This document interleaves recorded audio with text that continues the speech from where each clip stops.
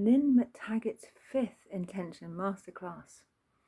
Okay, so in this class, first of all, Lynne was talking about when doing intentions, if you have any doubts at all, to just click off them. Yeah, that's what I thought. Kind of like maybe a bit difficult to do that, really. And then to return to your positive visualizations connected to your intention. So throughout the day, you create your ideal state, and whenever you think of your intention, you go to the image of it being successful. So for example, you being in your beautiful house, or you being completely healed, or I don't know, finding the woman or the man of your dreams, and hold it in a positive light. That's basically what you've got to do. And you've got to write down any positive thoughts and any positive adjectives in connection with your intention. So hold on to those thoughts all day. Yeah, hang on, just trying to get comfortable here. So she spoke about some strange examples, actually. So she spoke about Heather Mills and, oh, just can't get comfortable. Sorry, excuse me. Okay, so Heather Mills. She spoke about Heather Mills and how this woman basically wanted to be successful but became infamous instead through all that happened with Paul McCartney. And Lynne McTaggart is very much a Beatles fan, so I'm not surprised she brought up Heather Mills as an example, really. But according to Lynne, Heather Mills, the reason why things went wrong for Heather was simply because she hadn't created a specific enough intention. And the same thing goes for Meghan Markle, or whatever she's called, right? Apparently she did the same thing. According to Lynne, she did not create an intention that was specific enough, and that's why basically what she wanted to come true has not come true. Yeah, I'm not really buying that either, but there you go. That's basically what Lynne has said. It's all about creating a very specific intention in which to have the life that you really, really want, and that's what works. And then Lynne started talking about something called unintentional hexing. This is where it got to be interesting or worrying, concerning.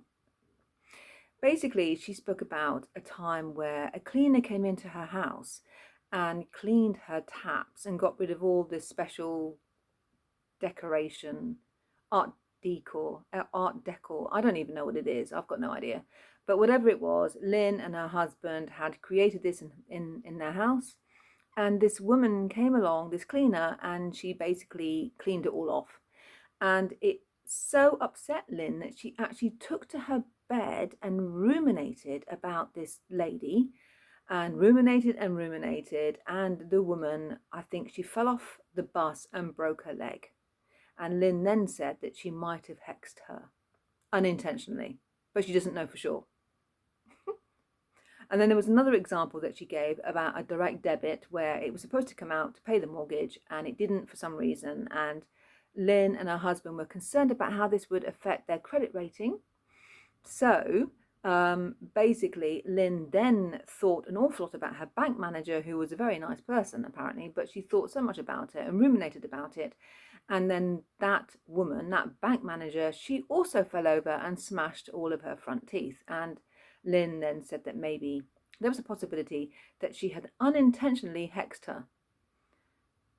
In the chat by this point, there were some concerns, as you can probably imagine, because we're talking about kind of like a witchcraft type thing going on here. And so people were a little bit worried about what this means, I mean, wow, hexing, hello. But yeah, there was that. And I will explain a bit more about that in a minute, because that leads on to something else. So questions were asked in the chat, because really Lynne didn't say about how to protect oneself from unintentional hexes. So that did not help matters at all, apart from what she said a bit later. So she talked about, excuse me while I use my hand just to kind of like make my computer work. So she talked about competition being like a negative intention. So don't compete with people because, yeah, that's bad. Yeah. And also, apparently, if you have a bad mood, which we all get because we're human beings, but if you have a bad mood, it will affect things like your computer or any electronic devices. So you need to be in a good mood all the time. It's beginning to sound really ridiculous. I'm sorry. She also spoke about forgiveness. So forgiveness is really good for lowering the risk of heart attacks and lowering your blood pressure. This is kind of like common sense, really, lowering anxiety and everything like that. But of course, in this world that we actually live in, some people aren't able to forgive. That doesn't mean there's anything wrong about that person. It's just that forgiveness isn't the answer for every single person. It can be a very good thing, but it doesn't always work for all. Doesn't allow for that. But anyway, she said that the brain can't tell the difference between forgiveness and empathy. But that's not accurate. According to neuroscience, with studies showing that there are distinct brain regions and networks being activated during each process. They're interconnected, but the brain can tell the difference. So she's got that completely wrong. And also her husband, she talked about him, Brian Hubbard, and said about him doing a new therapy, which I found to be quite concerning because he's not a qualified therapist. And he also disregards science. I looked at some of the ratings for his book, which is called Untrue Story of You, and someone called him a Buddha wannabe. So Lynne also went on to say about you need to send loving intentions no matter what. And she went on about overcoming divides, which is ironic with what happened to me, as what I've told you before.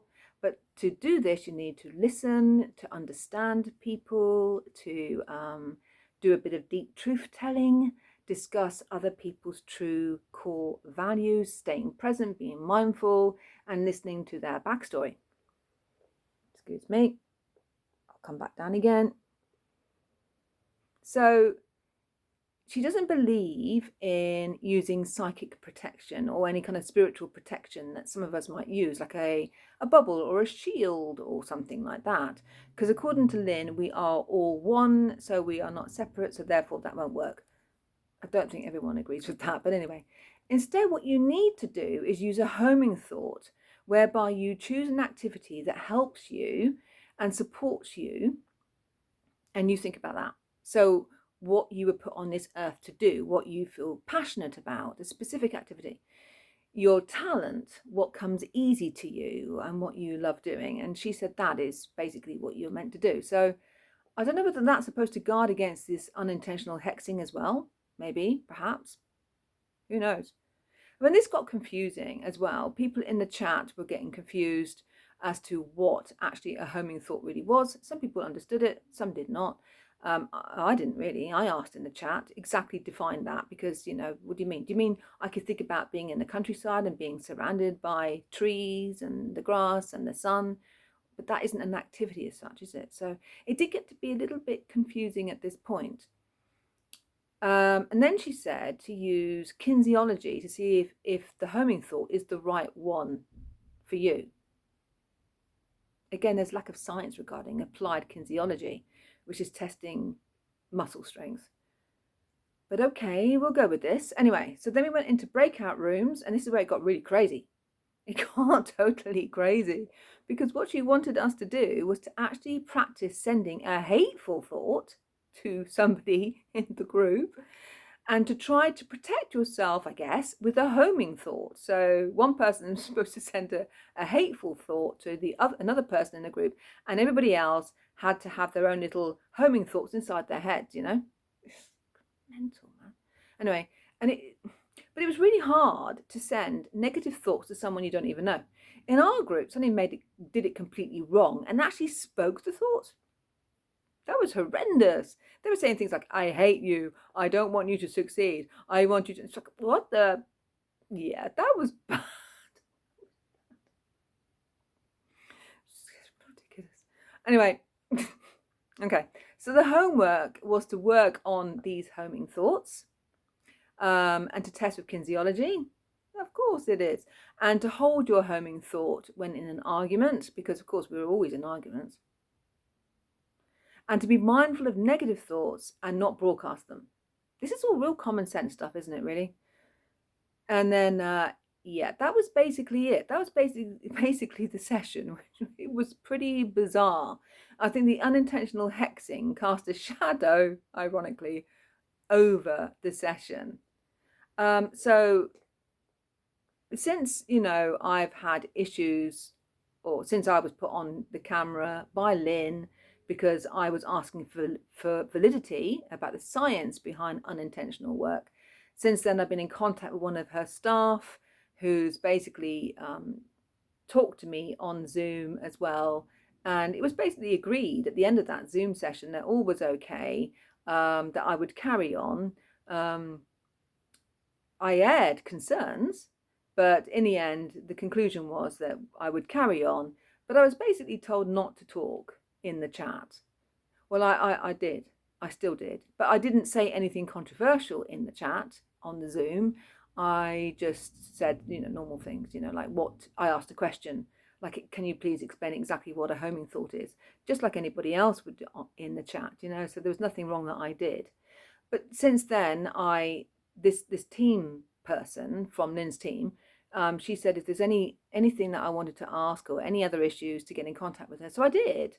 And I said to her that I was concerned about the unintentional hexing. I said that seemed really worrying and concerning, and not just for me, but for other people too. And I said, for all I know, Lynne might have hexed me. Because she obviously wasn't happy with me. So how do I know that she didn't ruminate about me, take to her bed? Oh, that, I won't say my name. Oh, she's so, how could she possibly not listen to me and not agree with me and blah, blah, blah. And I'm right and she's wrong. And how dare she question the science behind my work or whatever. I don't know what she might have been ruminating about. And for all I know, she might have hexed me. So I said this in an email to this team member, and I got an email back. And it basically told me, get off the course.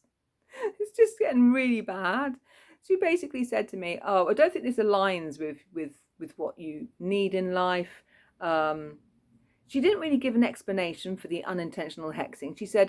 She just said that Lynne just meant we need to be mindful of our thoughts. As if our thoughts could seriously do that. I mean, how many times have you actually had a negative thought about somebody? I mean, obviously, I asked a friend about this, like phone a friend, and my friend reassured me, and it made me really think about it again. And I thought, of course, that's ridiculous. I mean, how many times have we had these thoughts about people, so much, and they haven't all fallen off a bus and broken their legs, and they haven't all fallen over and smashed their teeth in. I mean, what Lynne was talking about was BS at the end of the day, and probably frightened a few people, but it was that I was trying to show, that I was trying to convey. But unfortunately, through me trying to convey it, that's just added to me questioning the validity of intentional work, and as a result, they've now come to the conclusion that I shouldn't even be there at all.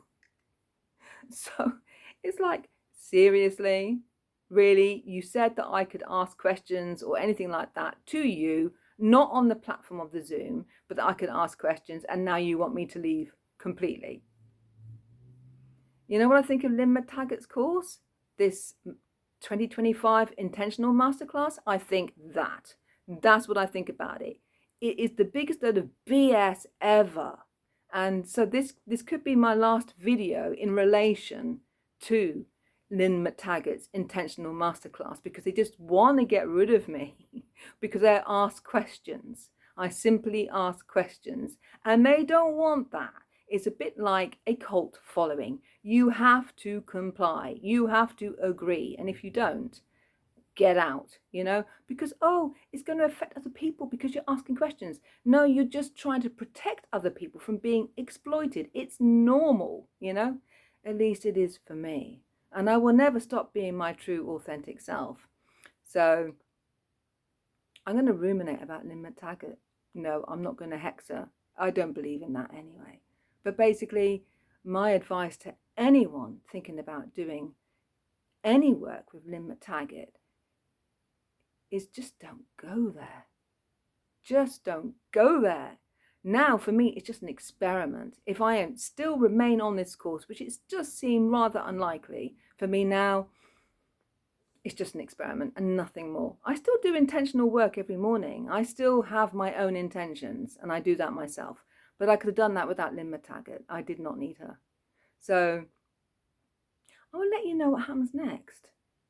Yeah, I seem to be the rebel, as usual, in the group. But there's always one. Thank you for listening.